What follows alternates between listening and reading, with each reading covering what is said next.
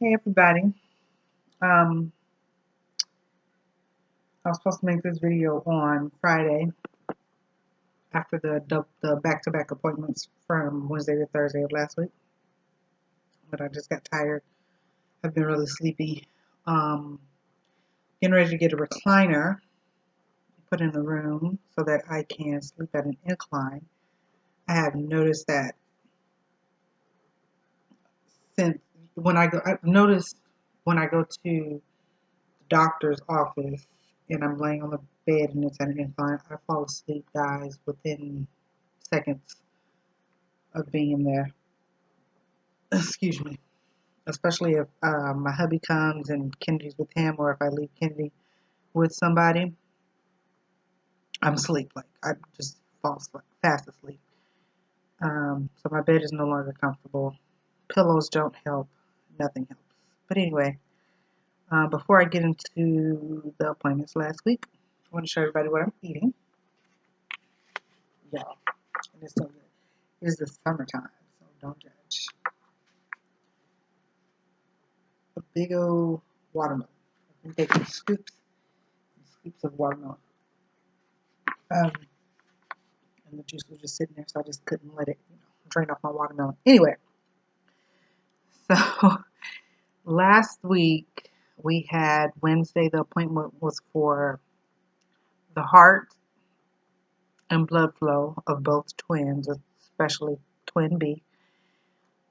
And then Thursday was the appointment for um, it was with the orthopedic specialist. So the good news is somebody just kicked me. The good news is the hearts are great. I think the sugar from the watermelon has them going all over the place. So the hearts are great. The blood flow is great, despite the fact that twin B has two blood vessels in his umbilical cord. It's still flowing, going where it needs to go, all throughout his body, bone structure, everything is fine. Thursday, we went to the appointment. So we won't have to go to,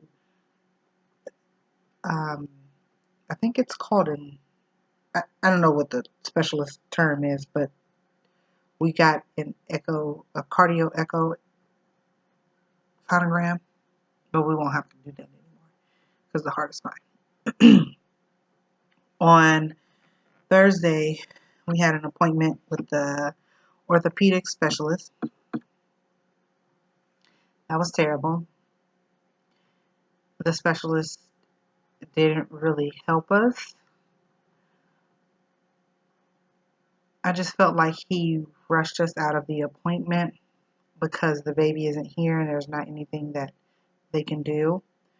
Common sense, we know this. We understand that it's not like you can do any type of surgery or put a cast or a brace on his legs because he's in the womb. He's still growing. We still have a long way on this journey.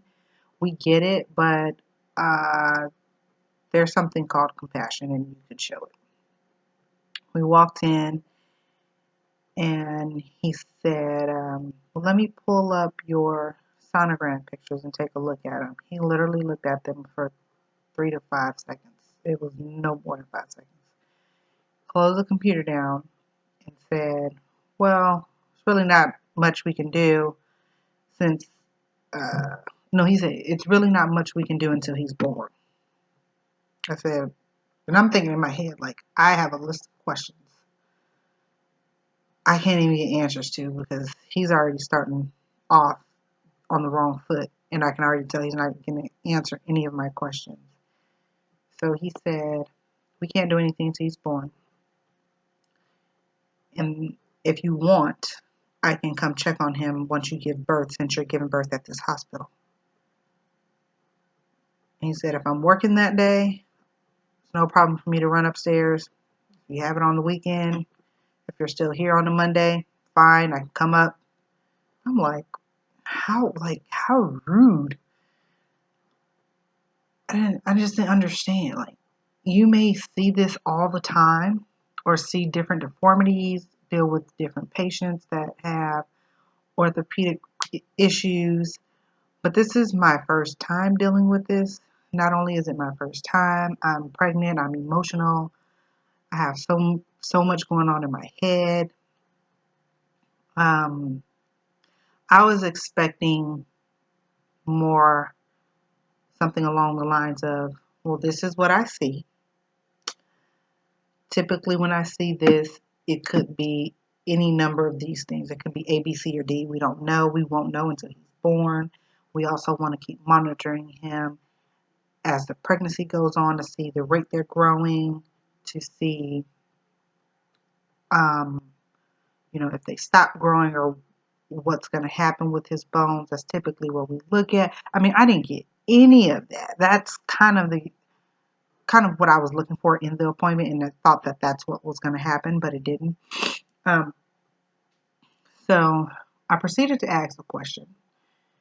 Can't even remember what my question was. I think it was more so if there was anything else wrong, like if he saw anything else. I wasn't looking for a diagnosis. My husband shut me off. Of course, at the time, I didn't know why he did. I just looked at him like, huh? I was upset. I was mad. But when we got out, he was just like, I can tell he wasn't going to give you any answers to any questions that you had. And I didn't want to send you through that. And I didn't feel like sitting there listening to him talk because he wasn't saying anything. And the entire appointment was pointless. We got more information at the previous sonogram than we did at this doctor's appointment. So then I was like, oh, okay, yeah, I get it.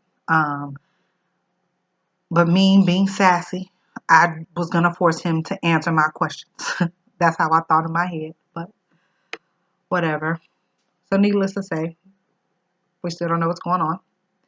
I have another sonogram scheduled on the 23rd. I had one today. They canceled it because my OB, is that 23rd? Yeah.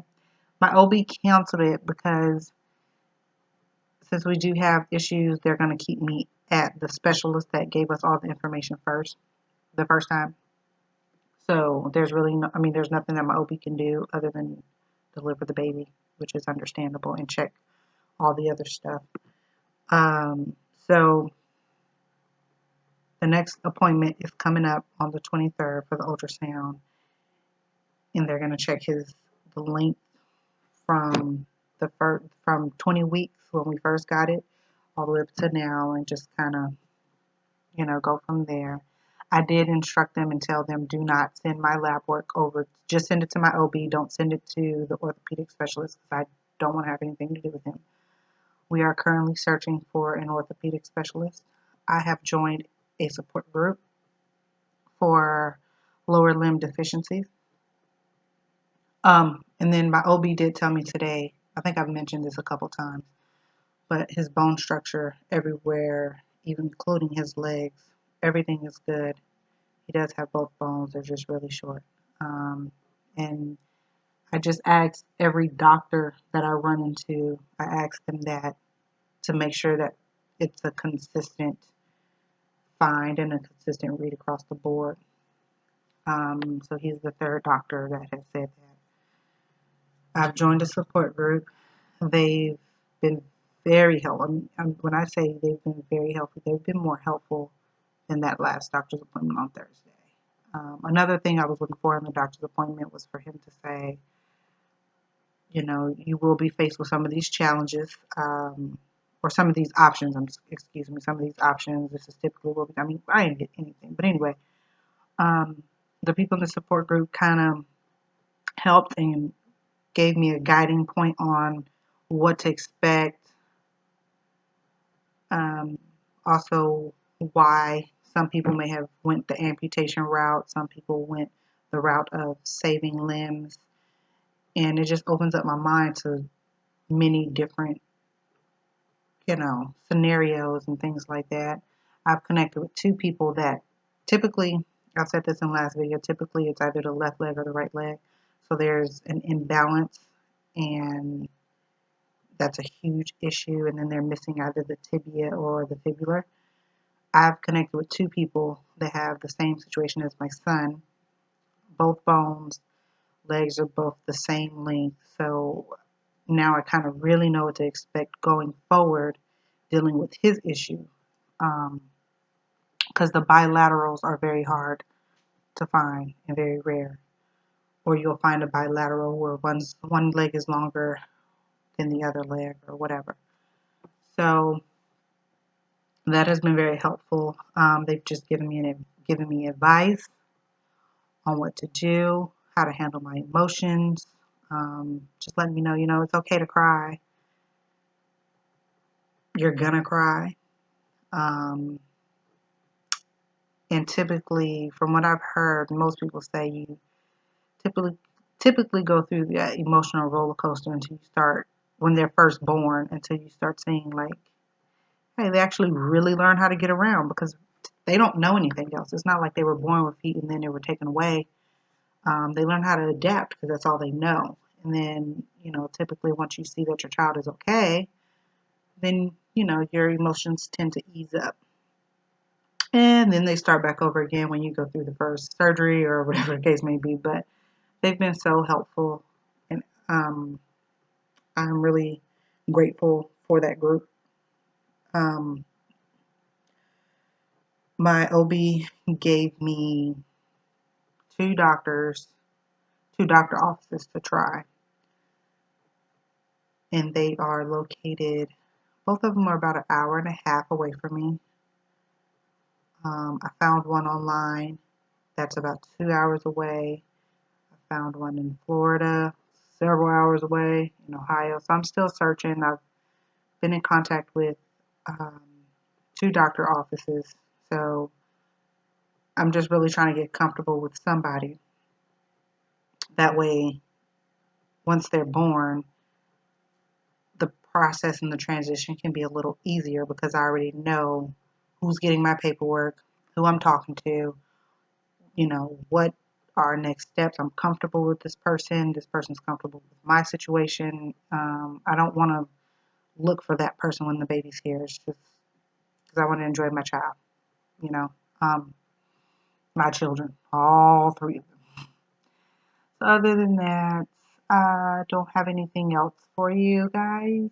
I'm going to give a bump date. Let me stand up.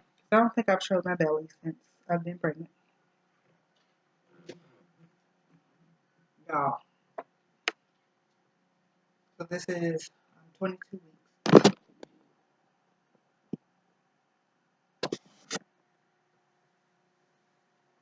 I can't really get in the center because I don't feel like moving. Oh, I can move the computer. I don't feel like moving the chair. There we go. Got my book. So right now, I can tell you that it's head to foot. Well, he's not that long, but you guys get the point. His head. This is his head. He stopped somewhere around here. And then the other baby, his head, his foot is stretching this. His whole body is stretching this way. Hold on. Yep. Head to foot. So this one up here, that's baby B. That's the baby in question.